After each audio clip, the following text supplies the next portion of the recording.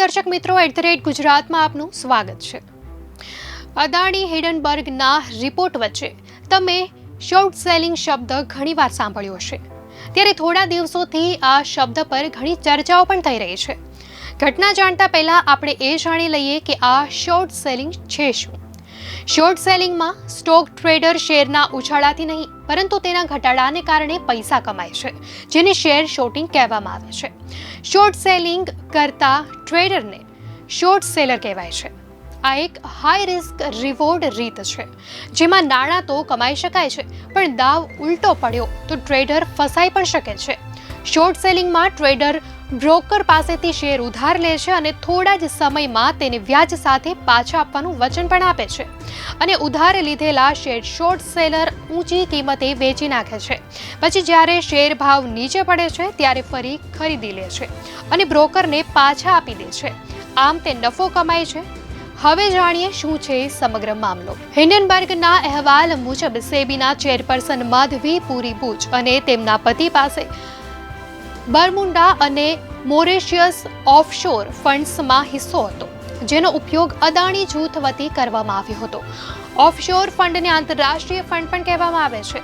વાસ્તવમાં તે mutual fund scheme જેવું જ છે, જે વિદેશી બજારમાં રોકાણ કરે છે, જે કોઈ પણ વિશેષ ક્ષેત્ર અથવા કંપનીઓ અથવા નિયમિત આવકની સિક્યુરિટીઝમાં રોકાણ કરે છે।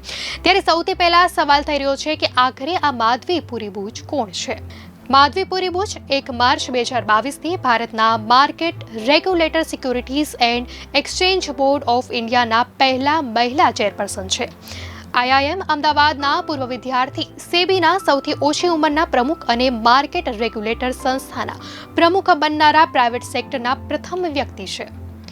માધવી બુચે ફાઇનાન્સ ક્ષેત્રે પોતાની કારકિર્દીની શરૂઆત 1988માં પ્રોજેક્ટ ફાઇનાન્સ એનાલિસ્ટ તરીકે ICICI બેંક સાથે કરી હતી। તેઓ ટેલિકોમ કંપની આઈડિયામાં પણ નોન એક્ઝિક્યુટિવ ડિરેક્ટર તરીકે કામ કરી ચૂક્યા છે।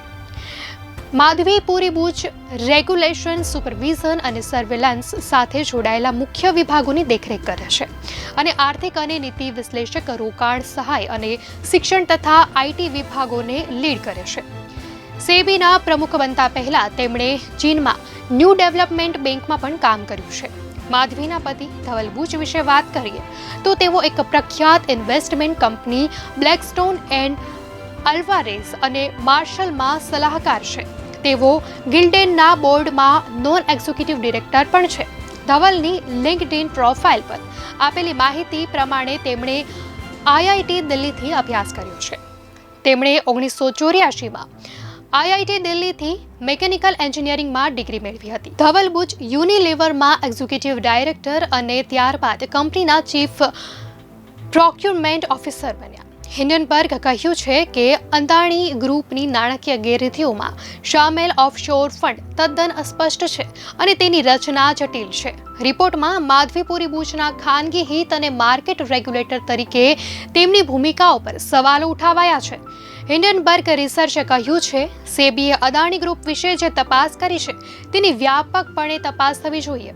જો કે આ તમામ આરોપોને નકારતા માધવી બુચ અને તેમના પતિએ કહ્યું છે કે અમે એ જણાવવા માંગીએ છીએ કે અમારા પર લગાવેલા ખોટા આરોપોનું અમે ખંડન કરીએ છીએ।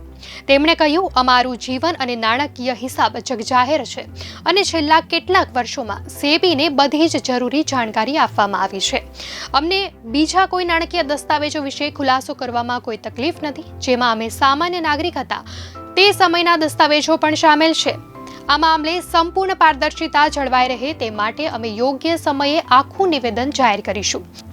સેબીએ હિંડનબર્ગ રિસર્ચ વિરુદ્ધ અમલીકરણની કાર્યવાહી કરી હતી અને કારણદર્શક નોટિસ પણ આપી હતી। હિંડનબર્ગ રિસર્ચ તેના જવાબમાં નામ ખરાબ કરવાનો પ્રયત્ન કરી રહ્યું છે।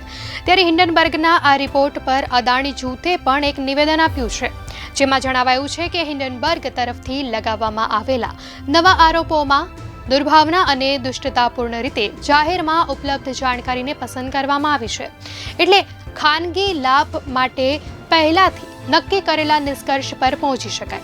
આ તથ્યો અને કાયદાનું સંપૂર્ણ ઉલ્લંઘન છે। અમે અદાણી જૂથ પર લગાવવામાં આવેલા આક્ષેપોને પૂર્ણ રીતે નકારીએ છીએ। આ આરોપો આધારવિહીન દાવાઓની રિસાયકલિંગ છે, જેની પૂર્ણ રીતે તપાસ થઈ ચૂકી છે। આ આરોપોને જાન્યુઆરી 2024માં સુપ્રીમ કોર્ટ તરફથી પહેલા જ ફગાવી દેવામાં આવ્યા છે. તો દર્શક મિત્રો, આ જાણકારી આપને કેવી લાગી અને સાથે જ આ ઘટના અંગે આપનો શું મત છે ચોક્કસથી જણાવશો.